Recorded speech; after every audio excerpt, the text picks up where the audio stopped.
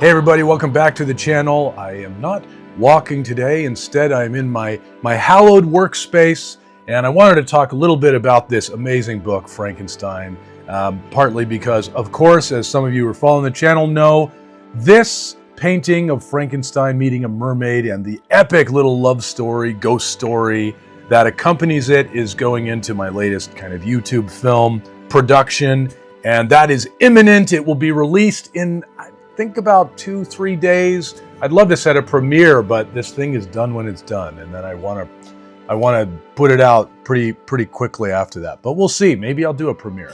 But anyways, I just realized with the videos where I've shared the experience of making this painting, there aren't too many where I'm just really sharing why I love this book. And I have had just so many different, I feel, relationships towards how I feel about this character. I've been scared of this character. I have hated this character. I've kind of looked down on this character even. I have loved this character. I've come around learning so much humility from the monster Frankenstein. And I've also felt like I was maybe on the side of Victor Frankenstein.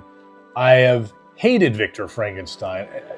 The layers on this book and the characters are so great. And you can feel this in just about any kind of book. I mean, I'm a fan of, the Lives of the Mayfair Witches and the Vampire Chronicles and, the Lord of the Rings, James Clavell's books.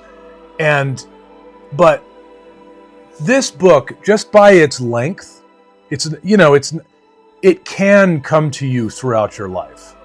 You take something like, I don't know, say, let's take Shogun, for instance. I mean, this is that, I can only revisit that so many times, but I think with Frankenstein, because you encounter it as a child and it becomes this really just, I don't know, dynamic character in the movies, and so you just get this exposure.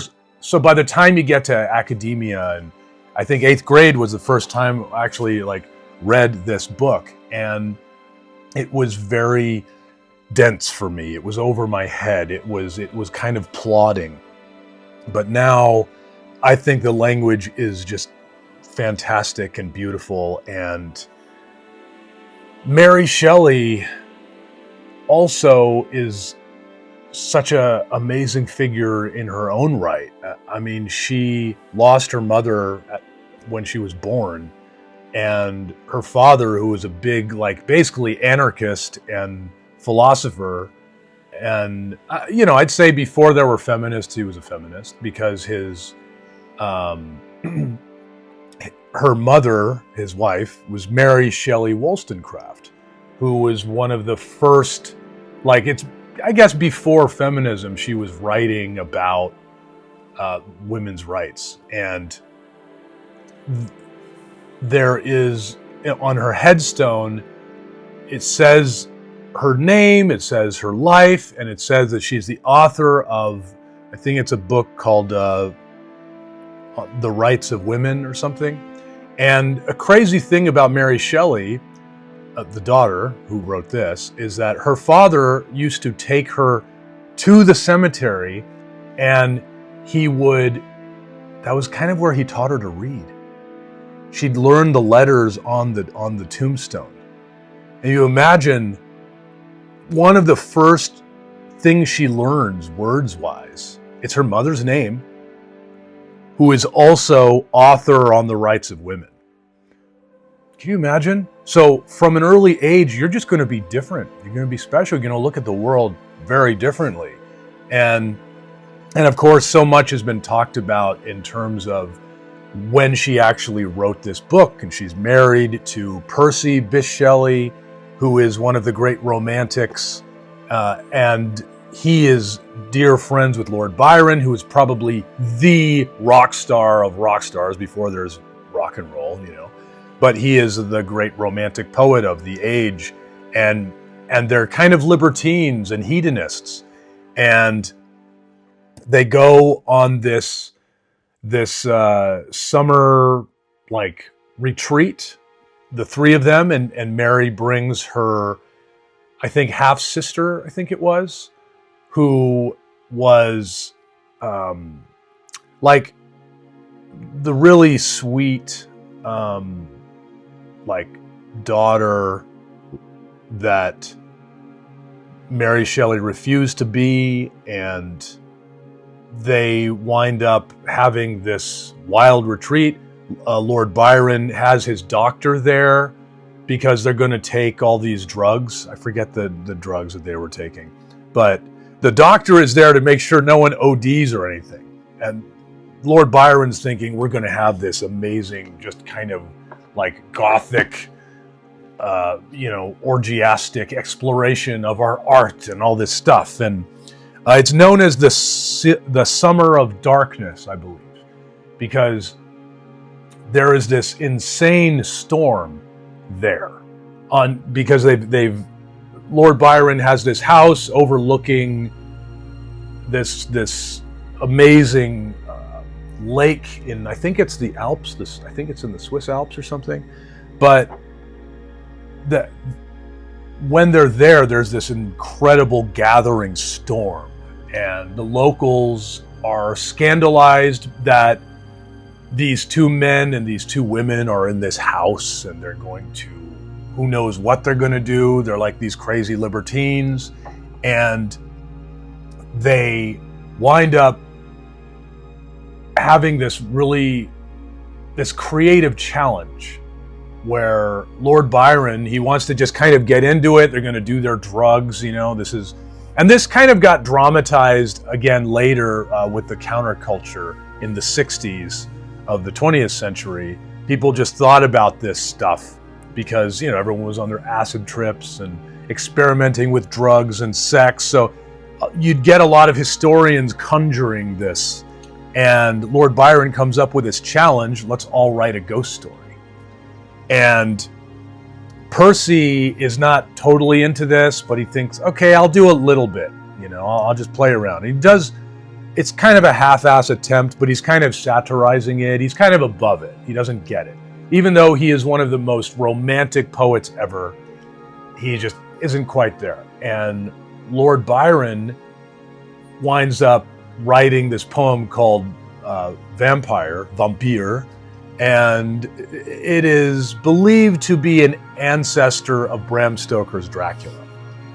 And Mary Shelley, who is a woman at this time, doesn't really have those same opportunities, and she sees this as a chance to be noticed by Percy Shelley and Lord Byron. She's with Percy Shelley, but she wants to kind of demonstrate in the arena, I'm going to write something. And she has this dream that the baby she lost was alive, and she was putting him by the fire and trying to revive him. It's very sad. Mary Shelley has a whole story of pain, and it's heartbreak after heartbreak, but she's very resilient. But she winds up writing this story.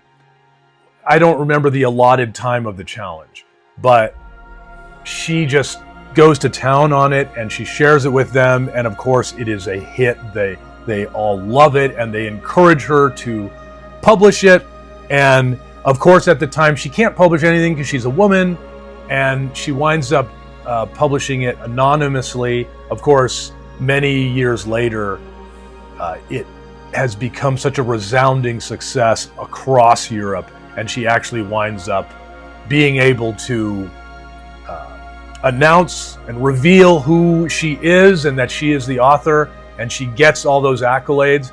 And she actually, in many ways, winds up using her success to bring Percy Shelley's poems to the fore, even though Percy has not treated her very well. They were both in this kind of experimental libertine, I think, pre-feminist place where they were doing the open relationship thing, but it was really so Percy could just like constantly explore other women, and he was always getting them pregnant, and Mary Shelley was always being the mother of these children. And yeah, I mean, it's messed up. She's a phenomenal woman, but she always felt guilty that when Percy Shelley died at sea, it was partly when he left in a huff after an argument that they had, and she always felt guilty, poor thing. And she wound up, constantly campaigning with publishers, even with Lord Byron, to get Percy Shelley's poems recognized. And it is widely believed in many ways that Percy Shelley probably would not have any of the renown that he does if not for her work, getting his stuff published posthumously. And then certainly with the way that this book just took the world by storm, people learn more about her, and of course Percy Bysshe Shelley starts to come up and from that. So I think that always helps there. But there is just, and then keep in mind that hardly any woman authors, comparatively back then. Also, this is maybe the greatest Gothic novel ever made. And I would say the 19th century is the golden era of ghost storytellers. All those Gothic writers just come out in there, and ghost stories were so huge. Remember, Christmas was a time for ghost stories.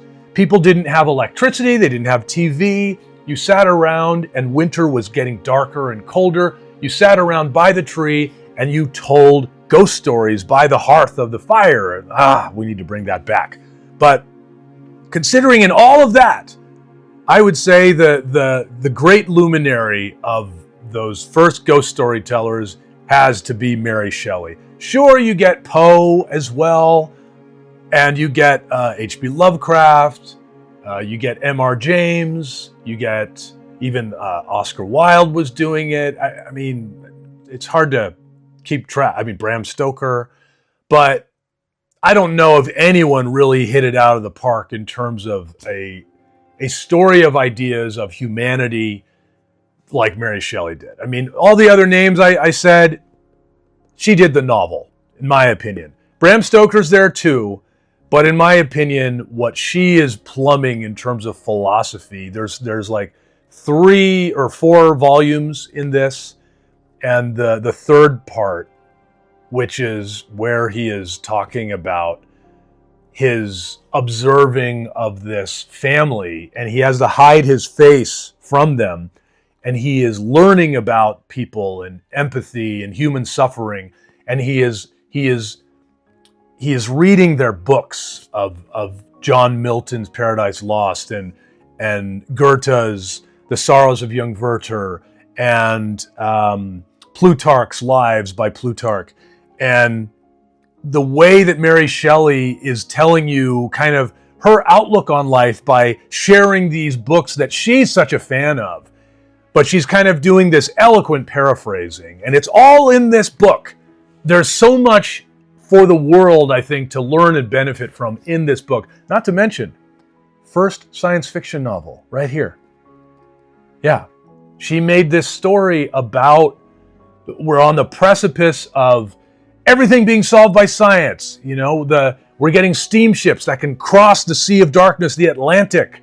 We can prove the world is not flat, that it's round, and all this exciting stuff is happening and unfolding before our eyes, and she's looking at this dizzying amount of success that science is making, and what could go wrong? Anything could go wrong. Well, anyways, this book has been with me since I read it in 8th grade, and I've had every kind of emotion about it, which, I might have to talk about this a little more with another video, and maybe even the movies, who knows. But I just have to give some love to this absolute fantastic book. Get it on audiobook or read it. Do yourself a favor. Be a citizen of the universe, a citizen of the world, and experience Frankenstein. Because there's no book like it. There's no book like it. Great summer reading, Have your own summer of darkness.